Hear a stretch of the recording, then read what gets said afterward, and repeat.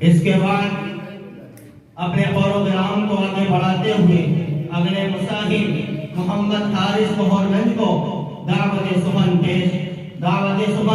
پیش کرتے ہیں اس شعر کے ساتھ کہ سوتی ہوئی قومیں جاگ اٹھی، بیدار مسلمان سوتا ہے، سوئی ہوئی قومیں جاگ اٹھی، بیدار مسلمان سوتا ہے، گہوارہ قلب مومن میں اب جذبہ ایمان سوتا ہے، جن کا عنوان ہے مسلمانوں کی تباہی اور اس کا علاج۔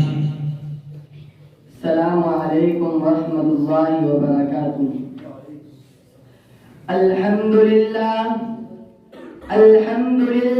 رب العالمین والصلاة والسلام على سید الانبیاء والمرسلین وعلى آلہ واصحابہ اجمعین، اما بعد فاعوذ باللہ من الشیطان الرجیم، بسم اللہ الرحمن الرحیم، وَأَنْتُمُ الْأَعْلَوْنَ إِن كُنتُم مُؤْمِنِينَ۔ صدق اللہ العظیم۔ وہ معزز تھے زمانے میں مسلمان ہو کر، وہ معزز تھے زمانے میں مسلمان ہو کر، اور ہم خار ہوئے تارک قرآن ہو کر۔ محترم بزرگوں اور عزیز ساتھیوں، میری تقریر کا عنوان مسلمانوں کی تباہی اور اس کا علاج ہے۔ آئیے اس موضوع کے تحت ہم اپنے شاندار ماضی پر ایک نظر ڈال کر مستقبل کی تعمیر و ترقی کے سامان تلاش کریں۔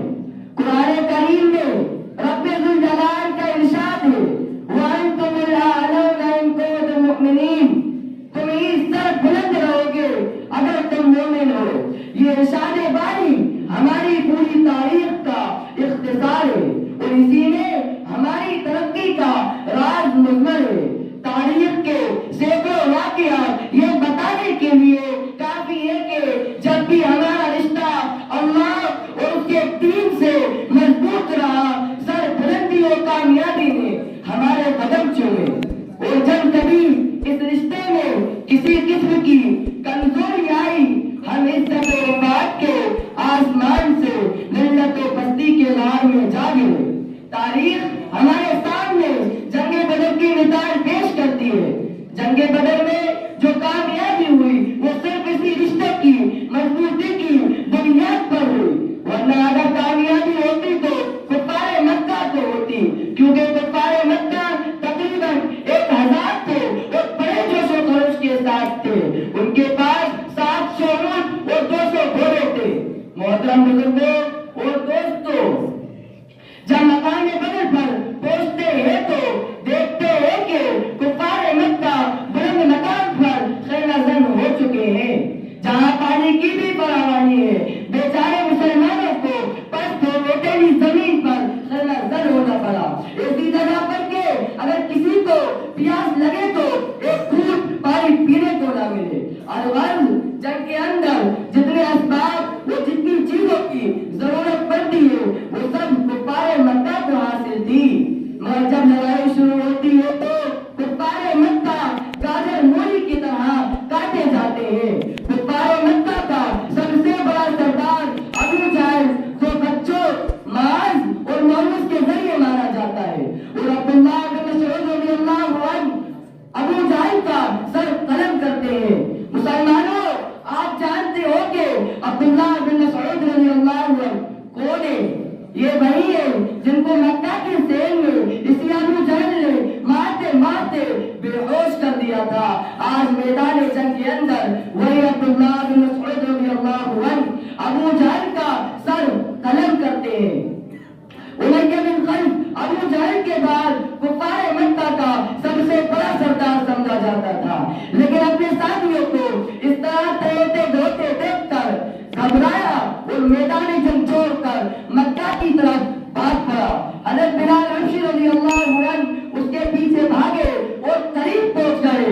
امیہ بن خلف گھبرا کر گھوڑے سے نیچے گر جاتا ہے، پیٹ کے بل لیٹ جاتا ہے اور شور مچاتا ہے، معافی مانگتا ہے، امن چاہتا ہے، لیکن بلال حبشی رضی اللہ عنہ اس کے پیٹ پر ہیں اور اس کو جہنم رسید کر دیتے ہیں۔ مسلمانوں، وہ کون سی چیز تھی جس نے غلام کو غالب اور آقا کو مغلوب کر دیا؟ سچ فرمایا ہے اللہ تبارک و تعالی نے وَأَنْتُمُ الْأَعْلَوْنَ إِن كُنتُم مُؤْمِنِينَ کہ تم ہی سربلند رہو گے اگر تم مومن ہو۔ اسلام کے پاس مانو، اسلام نے ہمیں بہت بڑا مقام عطا فرمایا ہے، مگر افسوس ہم نے اس کی قدر نہ کی اور ہم اپنے اصل مقام سے ہٹ گئے۔ مسلمانوں سمجھو اور ہوشیار ہو جاؤ، ورنہ تمہاری لاپرواہی اور بے توجہی کا عالم رہے تو یاد رکھے کہ ایک وقت ایسا آئے گا تمہاری سربلند تاریخ مقبول تاریخ میں منتقل ہو کر دنیا کی تمام تاریخوں کے سامنے سر نگو نظر آئے گی۔ سوئی ہوئی قومیں جاگ اٹھی، سوئی ہوئی قومیں جاگ اٹھی، بیدار مسلمان سوتا ہے، گہوارہ قلب مومن میں اب جذبہ ایمان سوتا ہے۔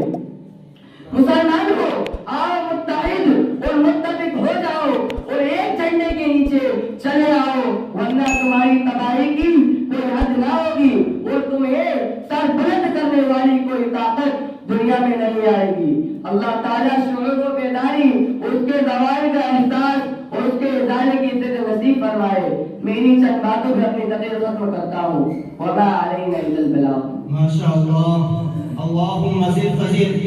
یہ تھے محمد خالص بہور گنج جو بہت ہی اچھے انداز میں اپنی خطابی صلاحیت کو آپ کے سامنے عیا کر رہے تھے اور سامعین کو اس شعر کے مصداق بنا رہے تھے۔ دل بدل سکتے ہیں، جذبات بدل سکتے ہیں، دل بدل سکتے ہیں، جذبات بدل سکتے ہیں، ملک کے فکر و خیالات بدل سکتے ہیں، دور موجود کے دن و رات بدل سکتے ہیں، دور موجود کے دن و رات بدل سکتے ہیں۔ تم بدل جاؤ تو یارو حالات بدل سکتے ہیں۔